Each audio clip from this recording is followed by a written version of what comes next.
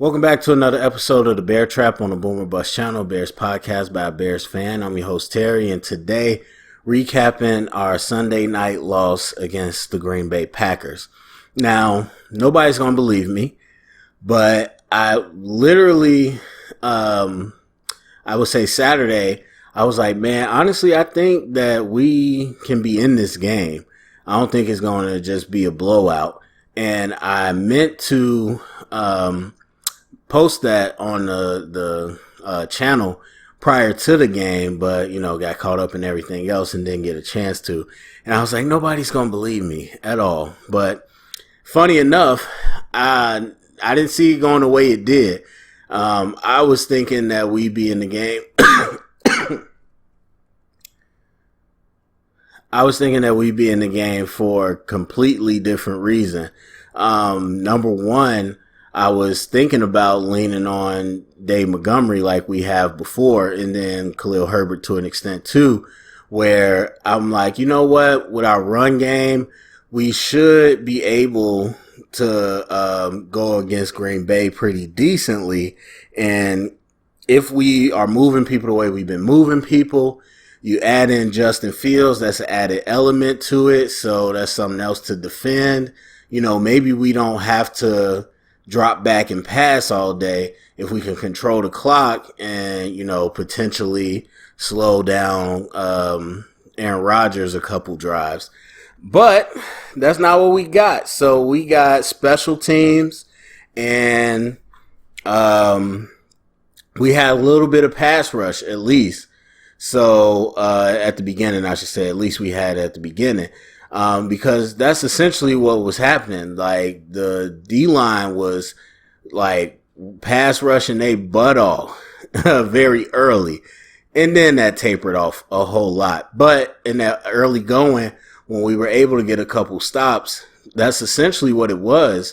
Robert Quinn was providing pressure, but the interior was too, and that's usually what we don't see. And that's kind of what we end up seeing later in the game, where the edges kind of go up the arc and then Aaron can just step up because there's no inside pressure. But early on, I thought we did a pretty good job of that. And that caused us to get the ball back a couple times. And we didn't always capitalize on it, but obviously we were able to go up.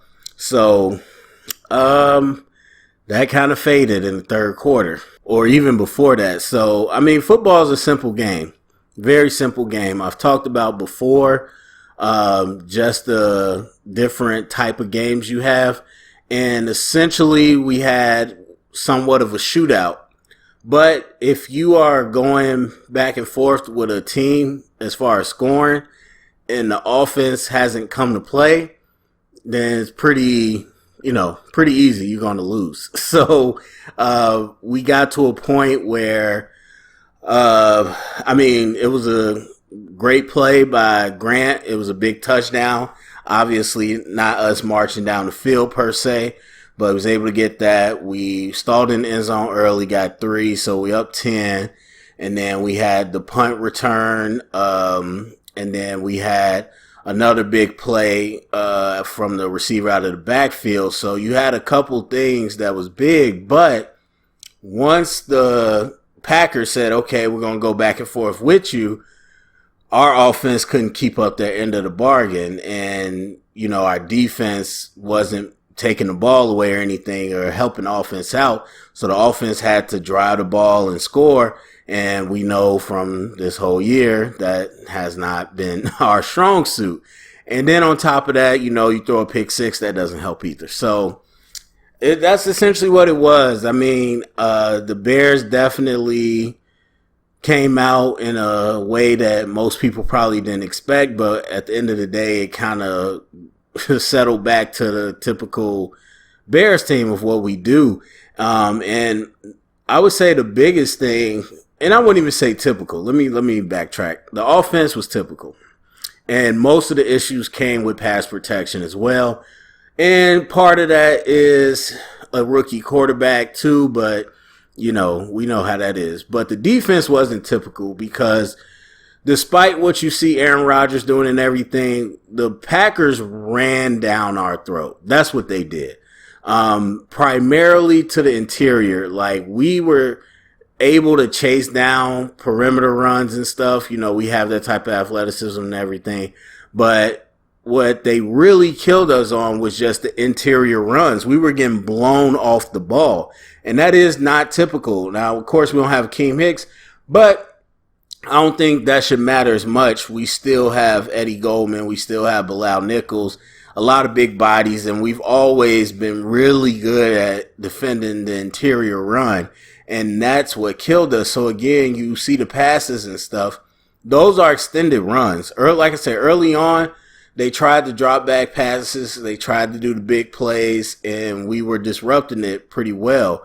What happened afterwards is they started running on us so effectively that they just started doing extended run plays, the quick smokes, the now routes, the bubbles. They did a jet sweep on us one time, and we just did not know how to handle it. We had zero answers for it, where they were stressing the perimeter, but we were so effective in the interior that the linebackers were occupied and everybody else. So it was not much they could do. And don't get me wrong, there was a couple plays, obviously the big pass to Devontae Adams downfield, but most of the stuff was play action or quick extended run game, because they were running on us so effectively that they were able to do their entire offense off of that. And we really had no answers for it. And then obviously the slot, I think it was Crawford, whatever, 21, was getting just demolished. And it's funny because people kept saying Buster Screen was so terrible. I never agreed, but you really saw what a terrible slot looked like last night. He was getting ate up. And I know how this is going to sound, but I just have to say it, because it's not just the fans, it's also the broadcasting. Like, what was it, the first quarter, maybe early second quarter? Well, so far, Devontae Adams, Jalen Johnson has been locking him down. He's only had one catch. And I was sitting there talking to my friend I was watching it with, and I'm like, stuff like that pissed me off. If you think that Devontae Adams cannot beat Jalen Johnson, or that Jalen Johnson has anything to do with him not getting the catch right now, you crazy. And what did we see the rest of the game? Devontae Adams was cooking. And yes, he cooked Jalen Johnson one-on-one as well. It wasn't just the slot. So there's that. But overall, I mean, it's you know, it's our typical game. I wouldn't say we lucked into it, because I thought the special teams was designed pretty well. And usually they are. Most of the time is where you get the punt and stuff. But I thought we just had a really good execution on special teams. I mean, even our returns, we were getting yardage each time. So we had good starting positions sometimes. And, you know, so we had that. And the Grant play, like I said, was well executed. And I think the option route out of the backfield with Bird was well executed. And they did a lot, not a lot, but they did some receivers in the backfield stuff, which we haven't seen prior. And so I thought that was interesting, provided some interesting matchups. And, of course, we did the Wildcat, which I said before I really, really like. And I thought that was a nice little wrinkle, especially, well, I wouldn't say especially with Justin Fields, because he's not really back there. But you know what I mean. So there's that.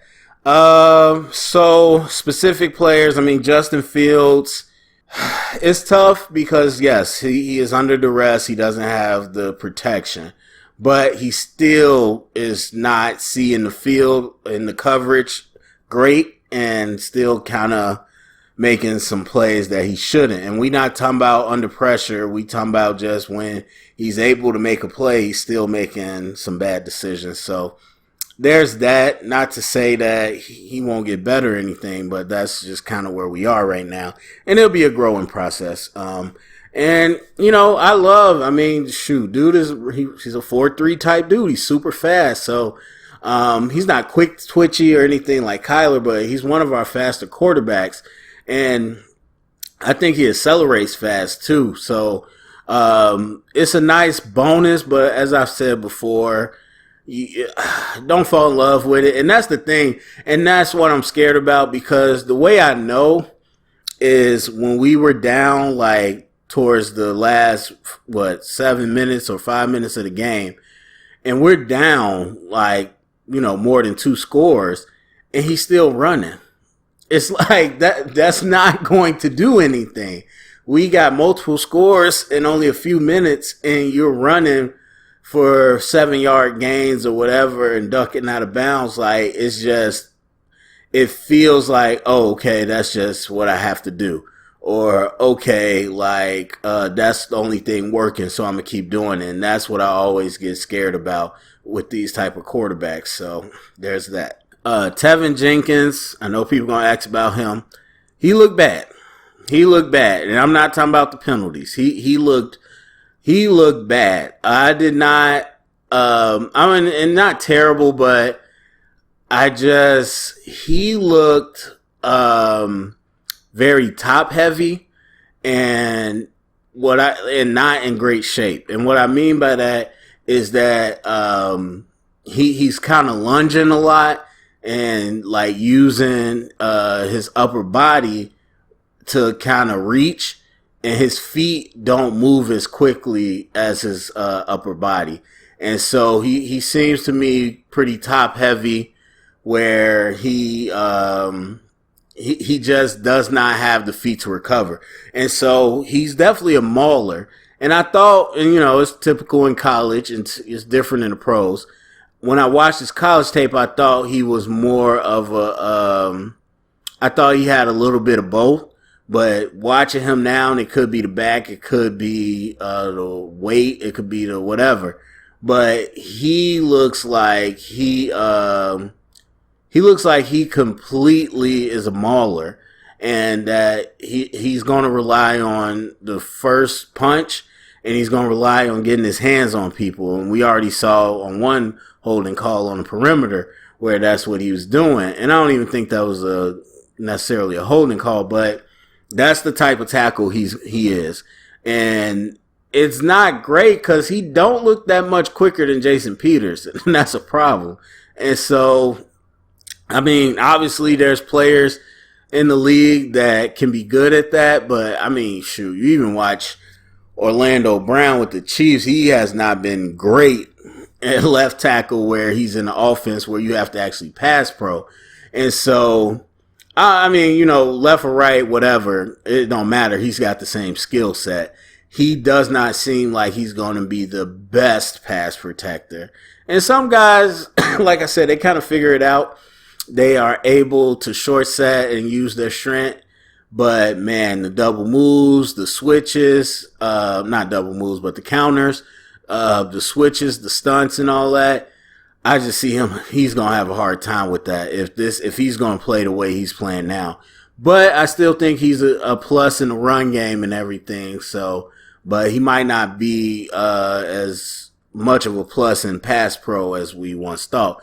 But that's just movement and everything. And that tells you a lot, but he's coming off injury and he's just starting to play. So I'm going to have to wait till next season to see what he truly is. And I'm never jumping the gun on anybody, but that's just my thoughts on him kind of out the gate. So, yeah, I mean, outside of that, it was an intriguing game. But outside of that, I think it's the same stuff. I don't think it's much difference to talk about. We are headed towards an off-season of change, and we'll see what happens. But, yeah, and a lot of Bears fans saying stupid stuff online.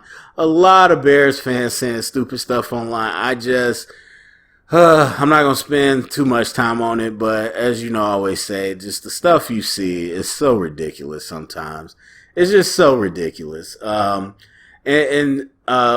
saw something like, actually multiple people. Did Nagy take over play calling while we suck in the second half? Like, bro, are you serious? Come on, man.